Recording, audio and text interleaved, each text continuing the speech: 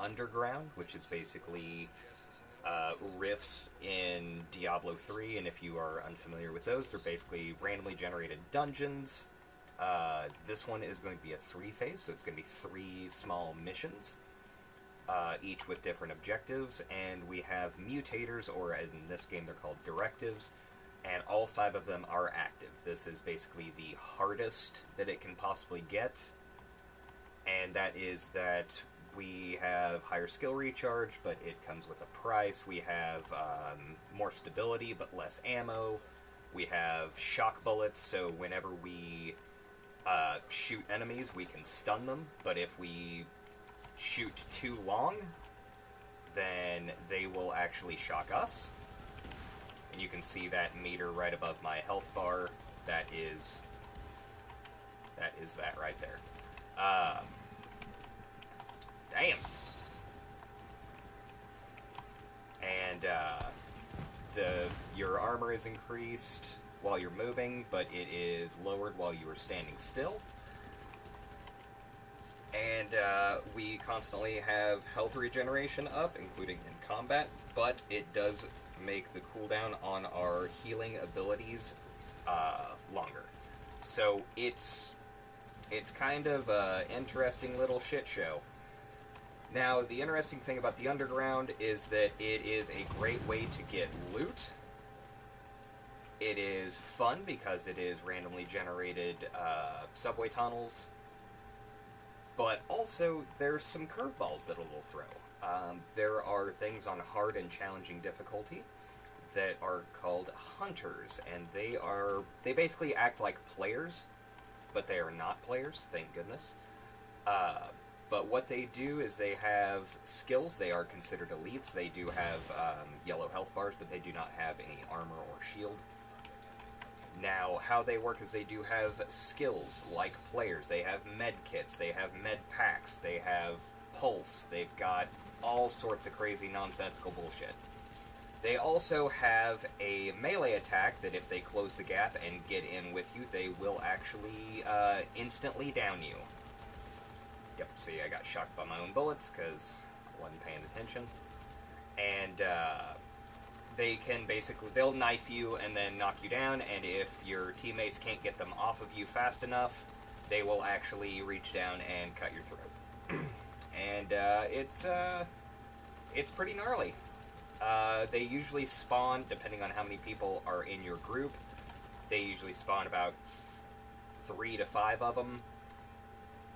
And you will notice when they spawn, because you will be finishing up an objective, and I believe they only appear between objectives. Like, after you complete an objective, your screen will scramble, and it will say, you know, high threat hostiles inbound, or additional hostiles inbound, and that's when you put your brown pants on, so that they won't know that you shit them, because they are fast. They are furious, not like the Vin Diesel movies, but they're fucking crazy, and they are highly aggressive, but they're also highly tactical,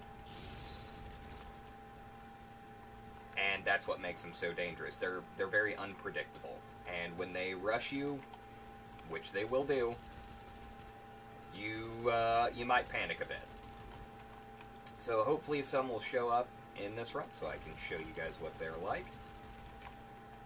And the build that I am using is a striker build right now. This is not what I normally run. I normally use a defense build because I like running around with my riot shield.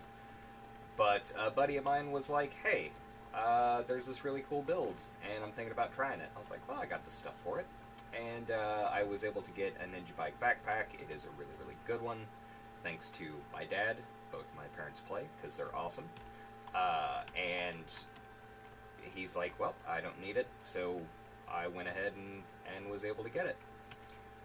And through protest, I told him he should keep it, because it's the best item in the game, but he insisted, so... Anywho. The build that this is actually using is 4-piece striker and 3-piece Lone Star, and it's using the Pecan Exotic RPK, which is that whenever you kill guys, on your next reload, you will get a bigger clip based on how many guys you killed before reloading. So with Striker, it's really, really solid because you can just mow down some dudes with that increased damage. For those who do not know what the Striker set does, is whenever you deal damage, you basically get a buff, or whenever you hit an enemy, you get a buff that makes you do 1% more damage, and it will stack up to 100 times. And missing will reduce the percentage by 2%. So it's very high accuracy based.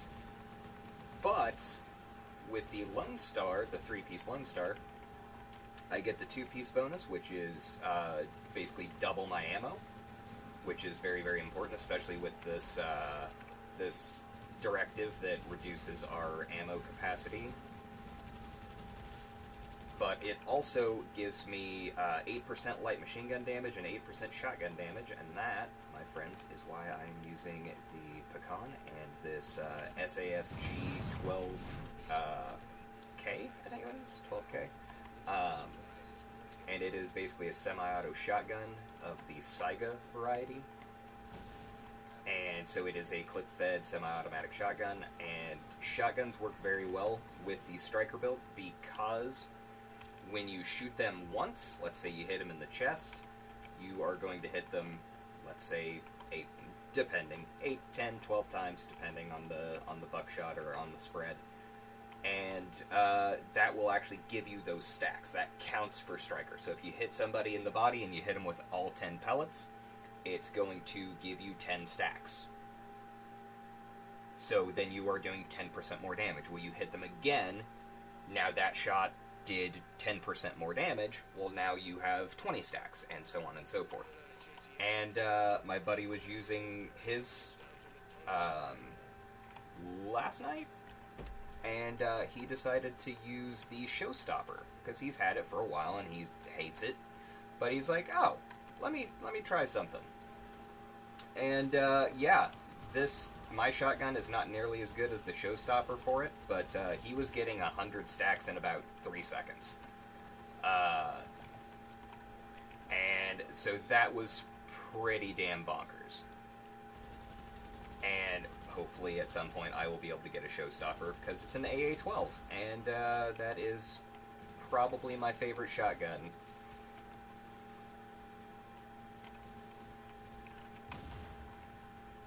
And let's just show you guys what these shotguns can do. If you look, well, it's all scrambled, but you can kind of see that green number down at the bottom. Yeah, see I'm up to 33, 34, or something like that. Fucking scramblers. That is one of the curveballs that the Underground will give you, is there are disruptors. They're like little machines that you have to destroy, otherwise your radar's scrambled and you can't use your skills until they're destroyed. Also, the hunters that I was referring to earlier will do the same thing. They can scramble your stuff and make you not able to use skills, which makes them even more dangerous because you can't drop a medic bag to get people up. You can't use your med kit, or not med kit, your medic grenade to revive people or get damage reduction or overheal or whatever you're needing. You can't pulse, so you can't find them. So there's a lot of nasty stuff that the Underground will give you, but it comes with its own set of rewards. You know, you level up in here separate from, you know, regular levels, just like in the Dark Zone, just like in, you know, you got your player levels and your regular open world stuff. And look at that! Fuck, did you guys see that dude fly? So there's some pretty cool stuff. And basically the levels in the Underground are... Oh, here we go. Here's some hunters.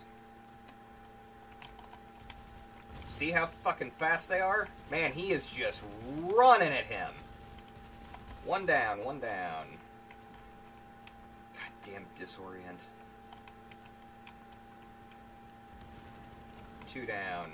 Here comes a third. And they are gnarly looking, too. Oh, shit!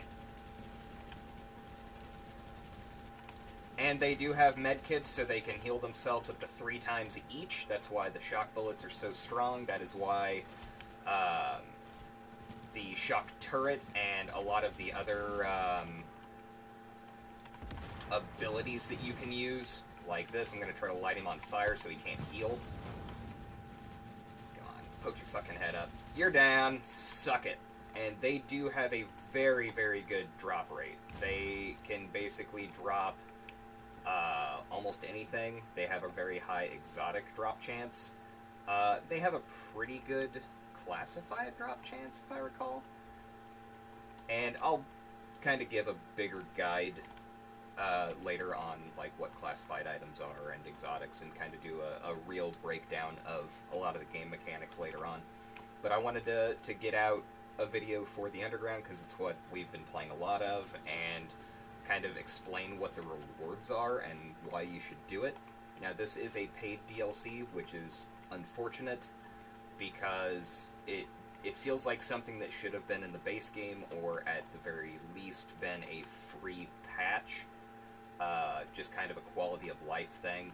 Now, with that being said, it's honestly worth the money. I would wait for a sale, to be perfectly honest. Unfortunately, we bought ours at the $15 price point on Steam after the sale, because we didn't really start playing The Division again until after the Steam sale. But Humble Bundle then did a Ubisoft sale where they were about $7.50. That is easily worth it. To me, Underground is easily worth the $15, but you don't need to pay that much. It's not... I would just wait for the sale. Like, it's definitely worth the price of admission, but it's still expensive, and The Division's still an expensive game. It's still going for $50 on Steam. But you can get it for about $20 on a sale, and that's definitely worth it. That's where I would buy this game at, is the $20 price point, and that's what we did. Now, with that being said, the nice thing about what The Division is doing... God damn it! I knew it! I knew I was gonna fucking go down right there. Luckily somebody dropped the bag. Yeah, getting shocked while you're in the open is definitely a death sentence. But the nice thing about the Underground for The Division is the rewards are actually worth it. It does give you an additional weekly quest, which is very strong. It gives you just a new way to farm that's very similar to farming rifts in Diablo, except honestly a lot more rewarding. Just because of how the gameplay is, that you can tackle each room a number of ways. And let me kind of show you guys what I was talking about with the weekly. So there is a survival assignment, an underground assignment, and a weekly assignment. Survival is another paid DLC, just to let you know. The weekly assignment is just basic, like, open world stuff. There's usually a dark zone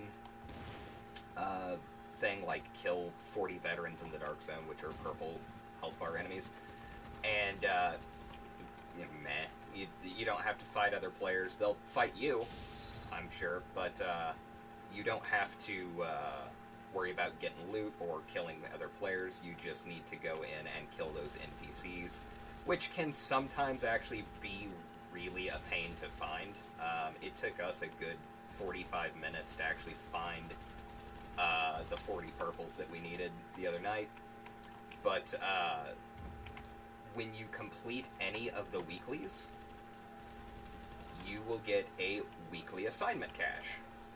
And what that weekly assignment cache will give you is a guaranteed exotic, and that's where it's so important. And I believe that it also will have a higher chance to drop classifieds.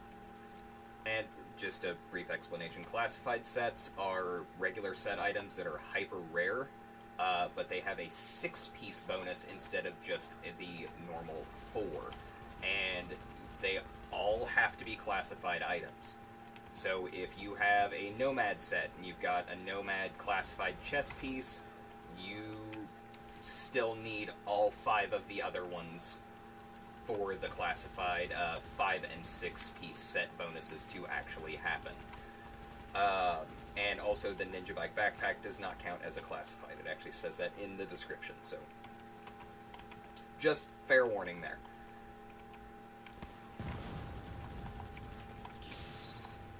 Oh, now to explain how the phases work, because I don't believe I've covered that. Oh, god damn it. Help me! Help me, Tom Cruise! Save me with your witchcraft! Don't let the invisible fire hurt my friend. Pick up the fucking items, bro! Jesus.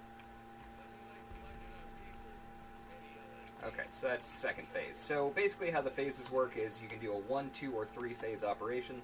Depending on your level in the underground, you will unlock the 2 phase and 3 phase operations.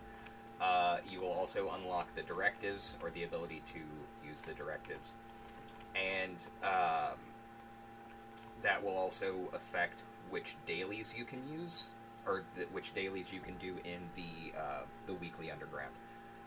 And the reason why is because you have to have access to those directives, which are the mutators like the shock ammo and the stem pack or whatever it's called, where you heal, but your healing abilities have a longer cooldown. So to be able to do those dailies, you have to have access to those directives, which is unfortunate. It seems like a little bit of an oversight. Oh man, he's already up in the shit here. So the phases are each a random mission or mission objective. So like the ones that we've been doing was like rescue the JTF officer, so you can get the report from him. I can't remember what the first one was, but there's like go and destroy supplies in a time limit. You have to find these supplies and you have to blow them up in a time limit. And then it'll spawn a boss, you kill the boss, you get the loot, you get out.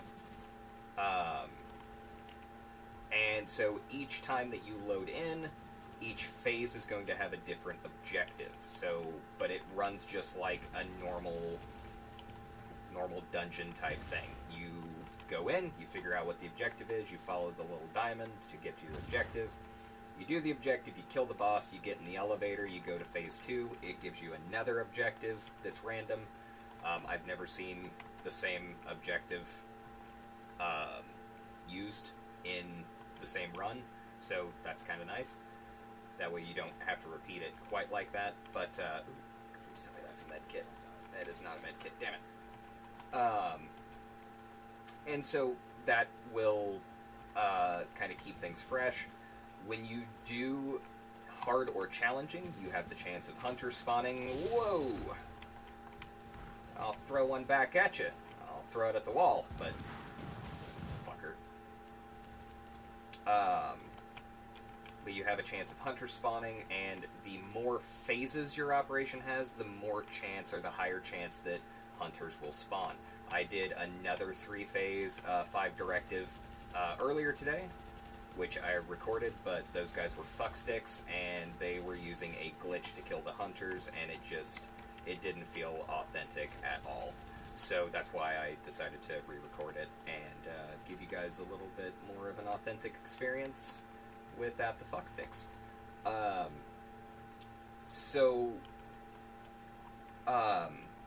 When you do a 2-phase operation, you have a higher chance of hunter spawning, but when you do a 3-phase operation, there is a drastically higher chance. And so in that last run, we had hunter spawn in every single phase. All 3 phases. And it got pretty dicey. But with that glitch that they were doing, it was basically just like, oh, everything's kind of going crazy, and they're rushing us, and then they just kind of glitch out, and then you just kill them. And so it took the fun, it took the spontaneity, and it took the anxiety and intensity out of, fighting hunters. And I feel like that ruins the experience. Holy fuck! That's a bad guy! That's a big bad guy! Oh, eat the biggest bag of dicks!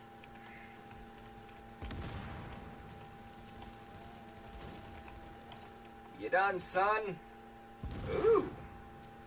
Whole bunch of set items.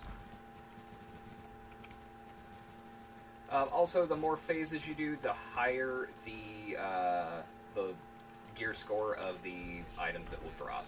And that kind of helps because we've been doing 2 phases because I'm not up to level 30 or 35 yet. Man, goddamn, this fucking scrambling. So I don't even know what rewards I got because I can't fucking see it. Yeah, so that was a 3-phase operation right there, and we rolled through it pretty well.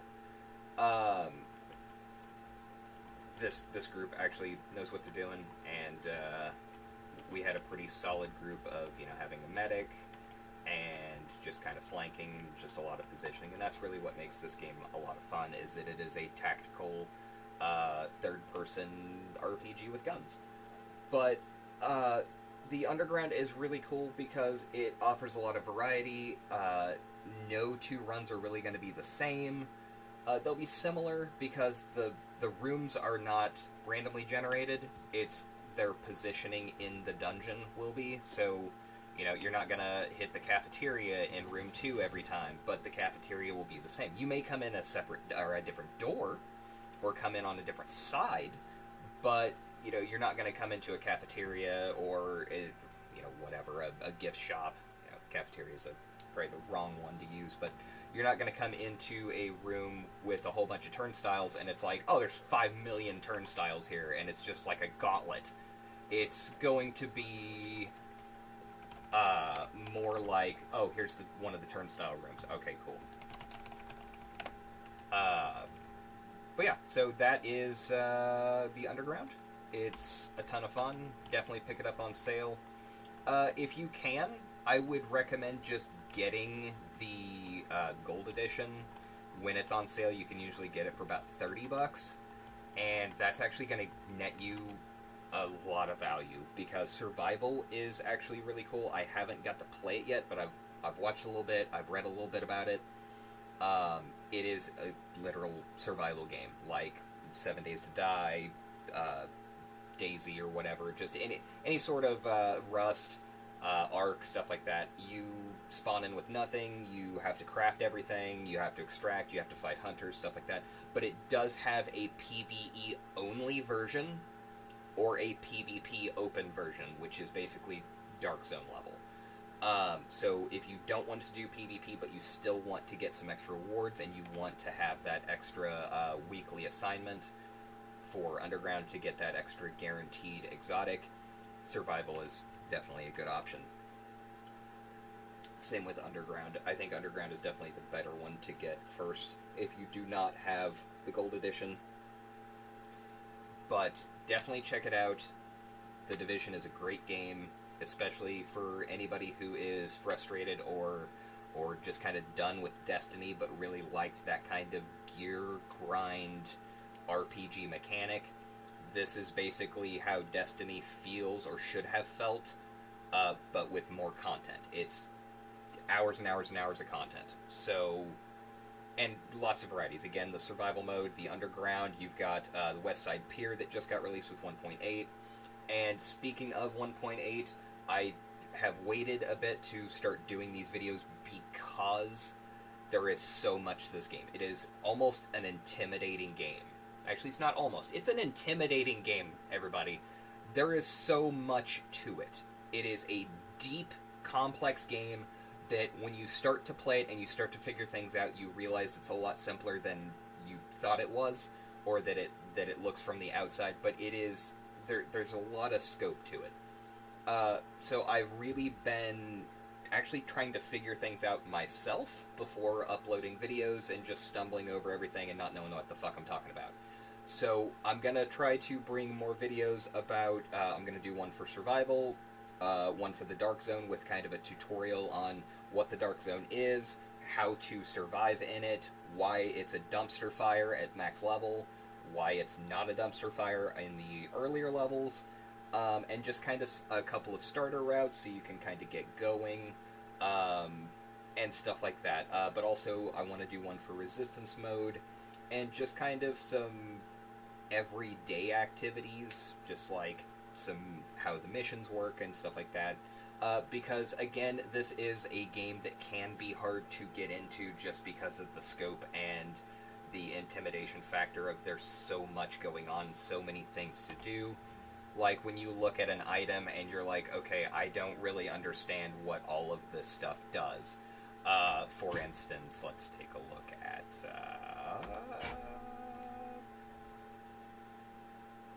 yeah, this. Like, that's a lot of text. But you're going to... You're going to learn all that eventually. And most of the gear set stuff is not going to matter until you hit level 30 anyway, because that stuff doesn't drop until you're max level. But anyway, this is it for the Underground. I hope everybody enjoyed watching. You can definitely check out our podcast at mediocregamers.com, as well as on iTunes and Google Play. You can keep up to date with us on Facebook and Twitter at 2mediocregamers, and I'll post links to our Reddit and everything down below. As always, thank you so much. Like, subscribe if you want. If you don't, that's also fine. We're just doing this as a hobby. But until next time, get out there and play some games.